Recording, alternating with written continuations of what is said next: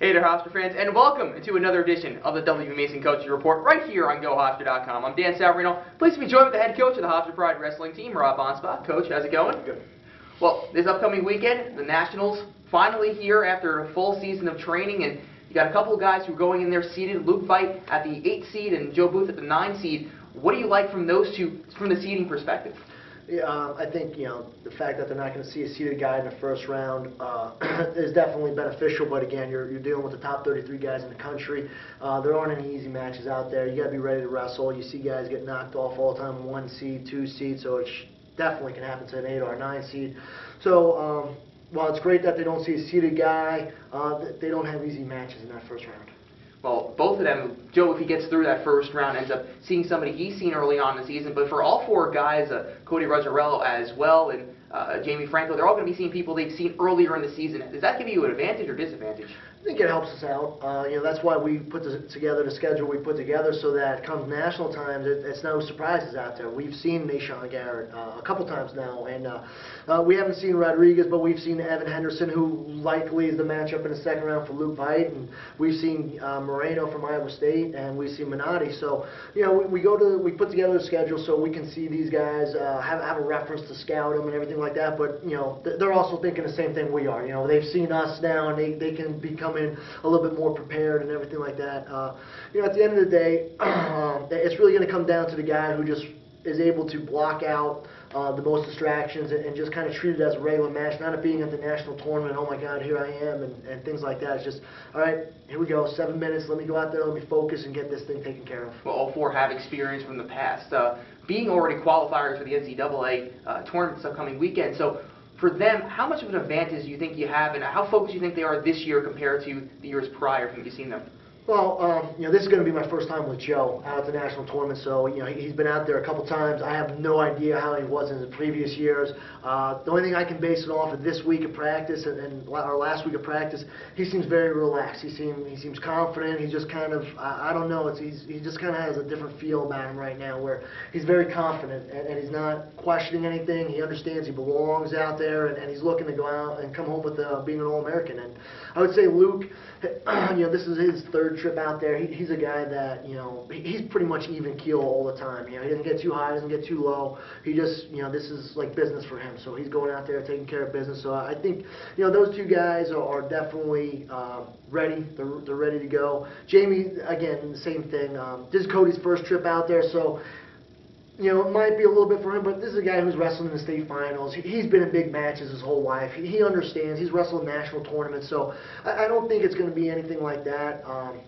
At least on the outside, we'll see when they step on that mat, because again, you are out there, and jitters or whatever. Luke it's his last chance out there. Luke and Joe, this is it for them. So you don't know if any of that stuff's going to come into play. You hope not, but I think again they've had a great week of practice. They're ready to go. They know they're ready to go. So I think they should be okay.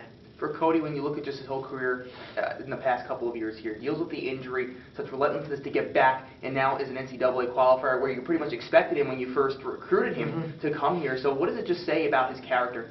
It's great. It's one of those stories that you hear people all the time. They get hurt and they get an injury, and especially something as significant as what he had to take 2 years away, and you never hear those people again. And it's like, oh, he could have been great, but he was injury prone, and oh, he this and that, and kind of took it away.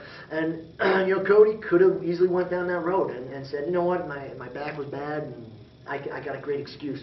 But it says a tremendous deal about his character, what type of person he is. He's not going to take the easy way out. He's going to work hard, and he's committed to this program and committed to being the best wrestler he can possibly be, because he didn't take that route, and he's worked himself back. And even after everything he went through last year, even with the struggles of, here's a guy who's lost probably more times last year than he did his whole career.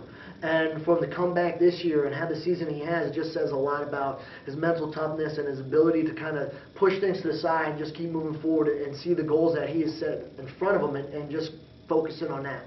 You've mentioned in the past, we've spoken about it with Jamie Franco down now to the 125. It's the first time he qualifies at the 125 instead of the 133. So do you think this is actually going to help him more going into this weekend, knowing he has a little bit of an advantage? He's wrestled in both weight classes?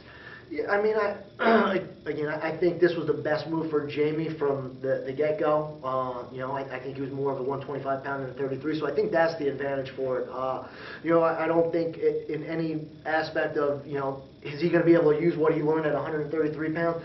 Maybe the overall experience of being out at the national tournament, but I don't think being at 133 pounds as opposed to 125 is going to matter one bit.